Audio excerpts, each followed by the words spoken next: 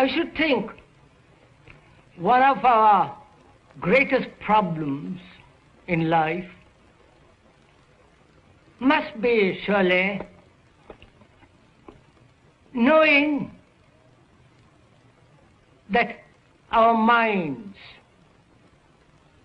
deteriorate, decline as one grows older, or deteriorate even when one is quite young, being a specialist along a certain line and being unaware totally of the whole complex area of life. It must be a great problem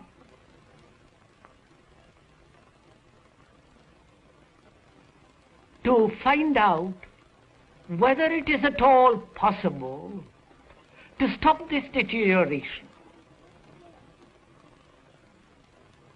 so that the mind is always fresh, young, clear, decisive. And is it at all possible to end this decline? This evening, further, I would like to go into that.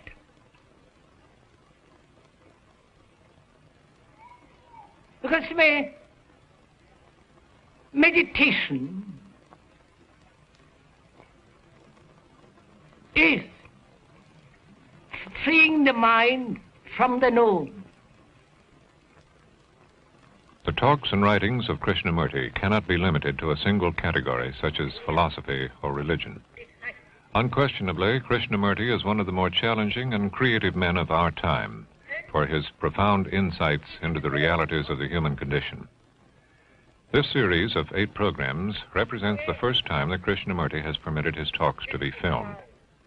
In this talk, the subject of which is meditation, Krishnamurti continues his exploration of the real revolution, a radical change in ourselves.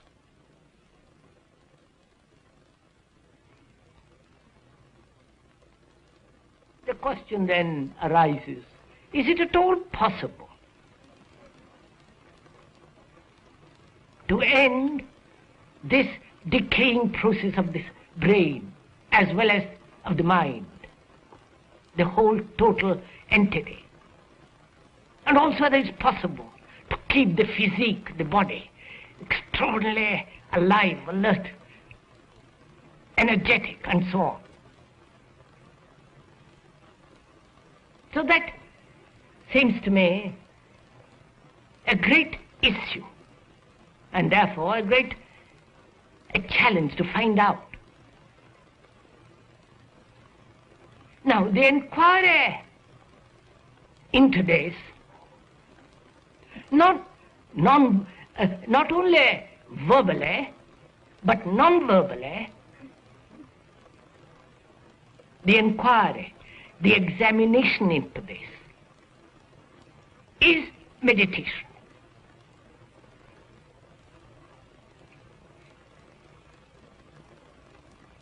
Because that word itself is so misused. There's so many methods of meditation. If we understand one, we shall understand the total systems and the ways of meditation. But the central issue that we are going to talk over together this evening is this, that whether the mind can ever rejuvenate itself.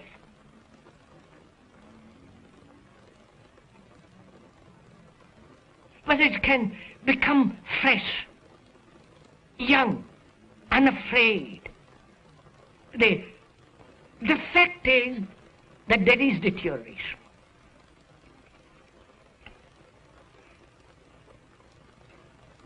And if one looks at it and translates that deterioration or tries to transcend it or go beyond it in terms of personal inclination, temperament, and so on, it becomes a very shoddy affair.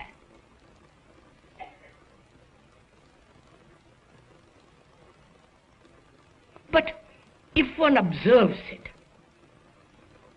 as you would observe a tree at sunset, light on the water, the outlines of a blue hill,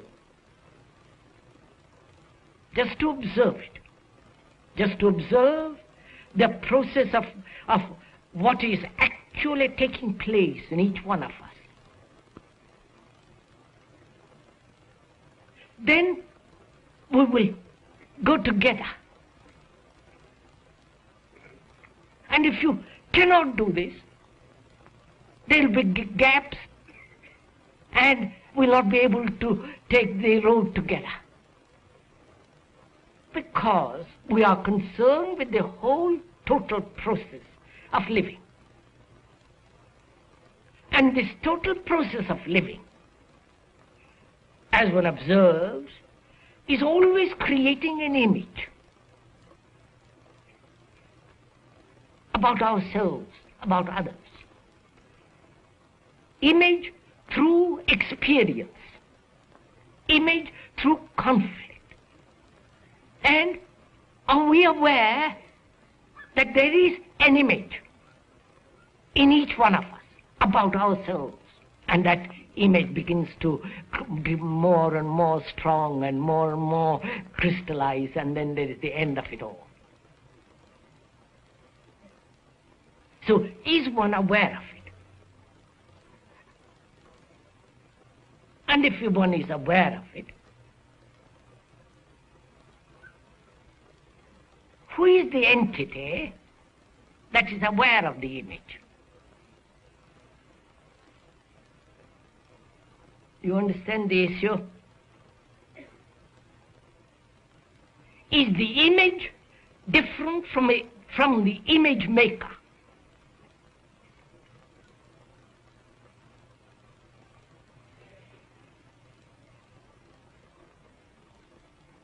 Or the image making and the image are the same? Because unless one understands this factor very clearly, what we are going into will not be clear. You understand? I perceive I have an image about myself.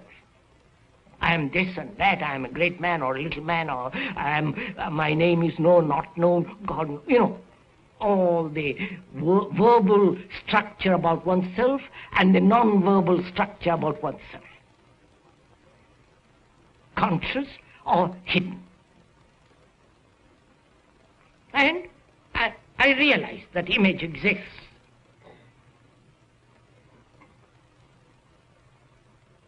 If at all I become aware, watchful, I know there is this image is being formed all the time. And the observer who is aware of that image feels himself different from the image. Isn't that what's taking place? Right? I hope we are making this clear. And the observer then begins to either say to himself that this image is the factor that brings about a deterioration, therefore I must destroy the image in order to achieve a greater result, to make the mind young, fresh, and all the rest of it. And he struggles, he explains, he justifies, or adds, strives to alter it to a better image. And this is very important to understand. And effort, struggle in different ways, either physically or psychologically as competition, as ambition, aggression, violence, pride, accumulated resentments, and so on, is one of the factors of deterioration.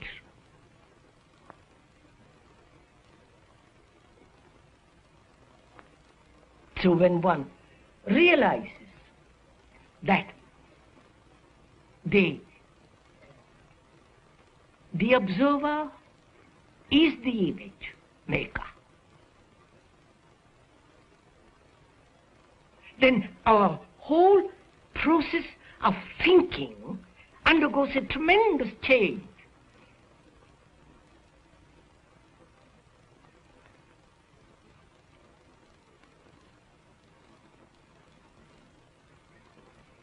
And so the image is the known.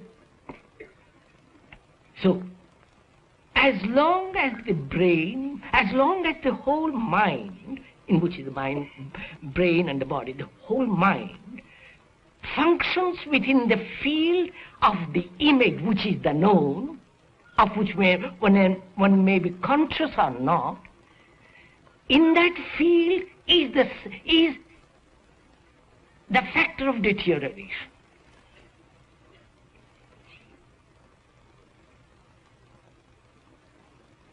Right? Please don't accept it as an idea which you will think about when you go home. You won't anyhow. But I mean, here we are doing it, taking the thing together. Therefore you must do it now, not when you go home and say, well, I've taken notes and I've understood it, I'll think about it. Don't take notes, because that doesn't help at all. So the question arises, is it possible to empty the mind of the known?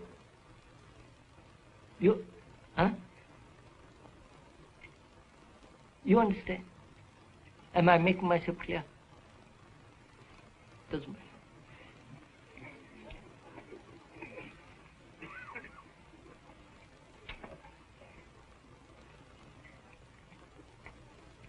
One must have asked this question vaguely or with a purpose, because one suffers, one has anxieties, whether it's possible to go beyond, or one has vague hints of it. Now we are asking it, we are asking it as a question which must be answered, as a challenge which must be responded to. And this challenge is not an outward challenge, but a psychological inward challenge. And we're going to find out whether it is possible to empty the mind of the known. This emptying of the mind is meditation.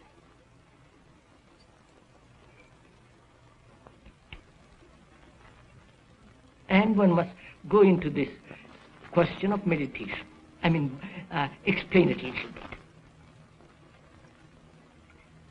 bit. All the Asiatic people are conditioned by this world. So-called religious, serious people are conditioned by this world. Because through meditation they hope to find something which is not, which is something beyond mere daily existence.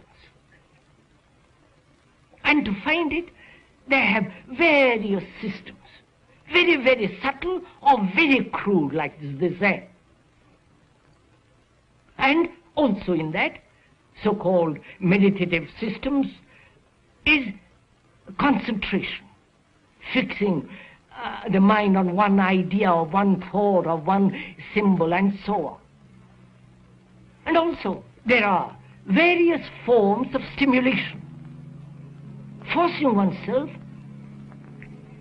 stimulating oneself, and that is to expand consciousness more and more through will, through effort, through concentration, through determination to force. And by extending this consciousness, one hopes to arrive at a different state or a different dimension, or reach a point which the conscious mind cannot. Or one takes many drugs, including the latest, LSD and so on. That gives, for the moment, tremendous stimulation to the whole system. And in that state, one experiences extraordinary things.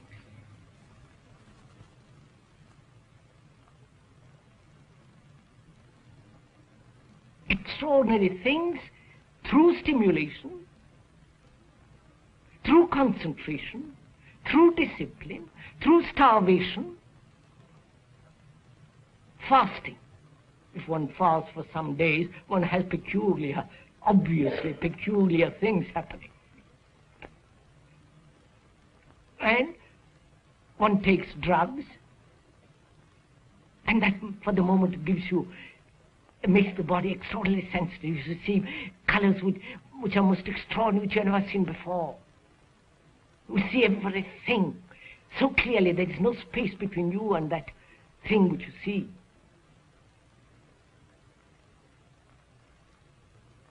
And this goes on in various forms throughout the world. The repetition of words, like in the Catholic, or in those prayers, which all make the mind a little calm, quiet, obviously, which is a trick. If you keep on repeating, you get so dull. Obviously, you go to sleep and you think that's very quiet mind. But that's not meditation. So one can brush all that aside. Even though one is committed to it, we can throw all that out of the window. And as you are listening, I hope you'll throw it out.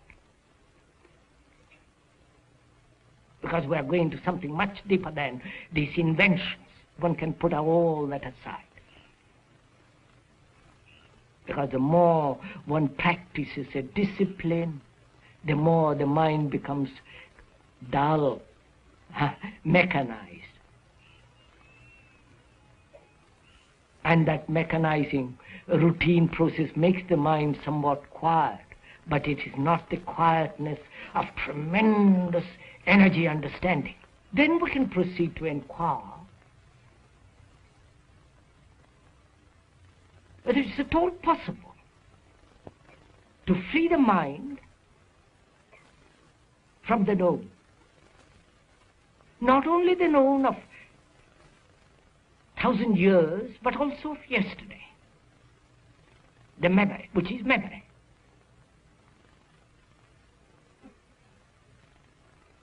Which doesn't mean that I forget the way to the house that we live in, or technology. That obviously one must have. That's essential. Otherwise we can't live. But we are talking of things, something much at a deeper level.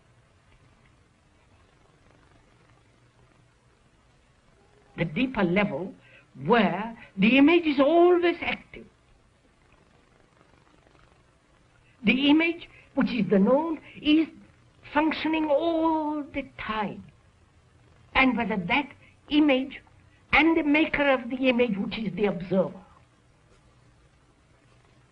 whether it's possible to empty the mind of that. And emptying of that, of the known, is meditation. I can only understand you when I have no image about you. But if a friend, a relation, and so on, husband, wife, and all the rest of it, have an image. And the image I have and you have about me and I have about you, those images have relationship. And all our relationship is based on that. One sees very clearly that only when the image doesn't interfere, image as knowledge, thought, emotion, all the rest of it, interfere that I can look, I can hear, I can understand. It has happened to all of us. And suddenly you discuss, argue, point out and so on, suddenly your mind becomes quiet and you see that, you say, by Jove, I've understood. That understanding is an action, not an idea. Right? So,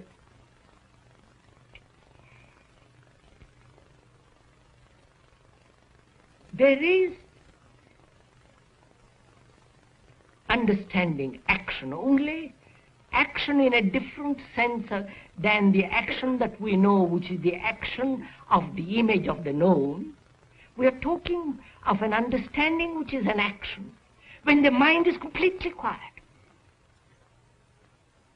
in which understanding as action takes place, right? So, there is understanding and action only when the mind is completely quiet.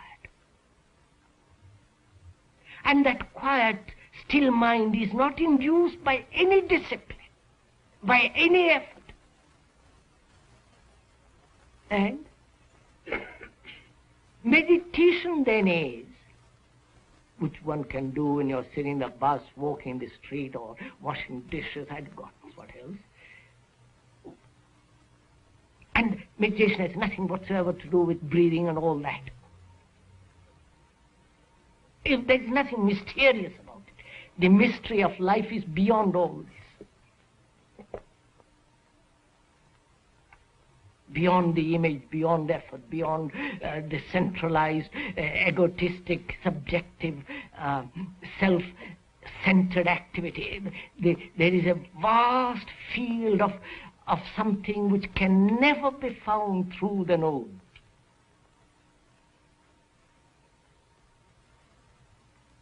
And the emptying of the mind can only take place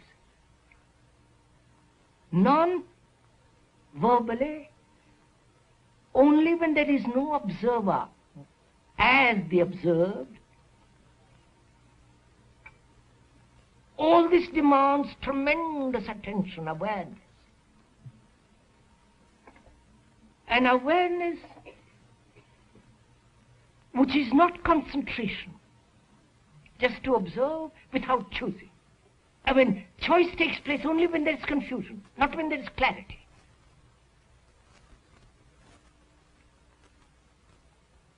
So, awareness takes place only when there is no choice, or when you are aware of all the conflicting choices, conflicting desires, the strains, just to observe all this movement of contradiction. And knowing that the observer is the observed. And therefore, in that process there is no choice at all, but only watching what is. And that's entirely different from concentration. And that awareness brings a quality of attention.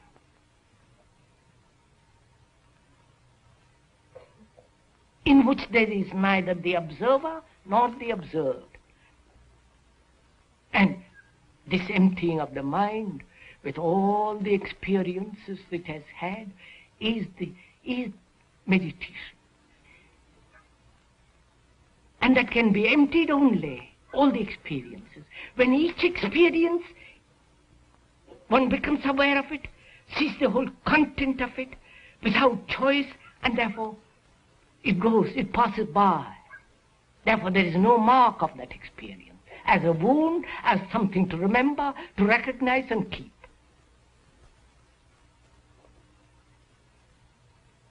So meditation is a very strenuous process. It's not just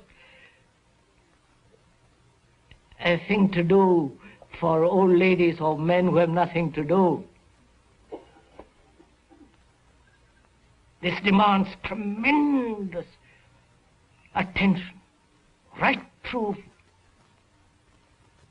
Then you will find for yourself, no, there is no question of experience, there is no finding.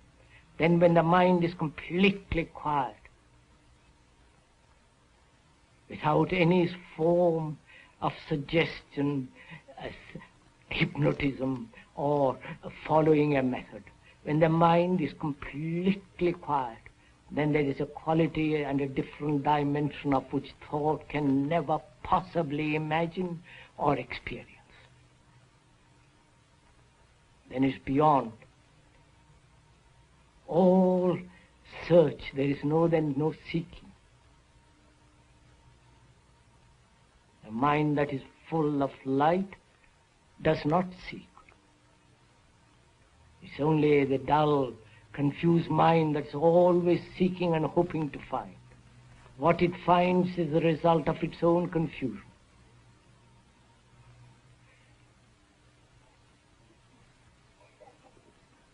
Look, please, if you understand one question, you have understood all the questions. And so, what is important in all this, in asking questions and the answers or the explanations, is that the explanation has no value at all. What has value is how you ask the question and what you're expecting out of that question. If you are attentive of what you are asking, you will see that question is answered without any difficulty. Therefore, there is no teacher, you are everything yourself, both the teacher, the pupil, everything. That gives you tremendous freedom to inquire.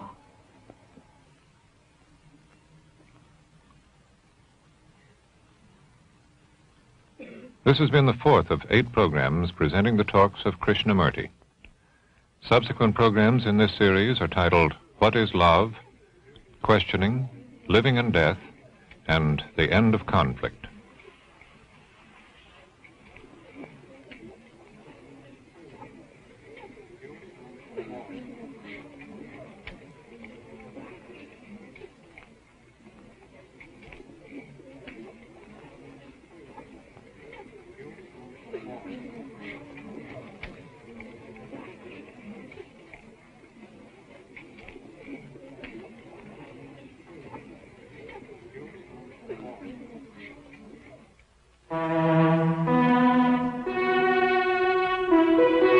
This is NET, the National Educational Television Network.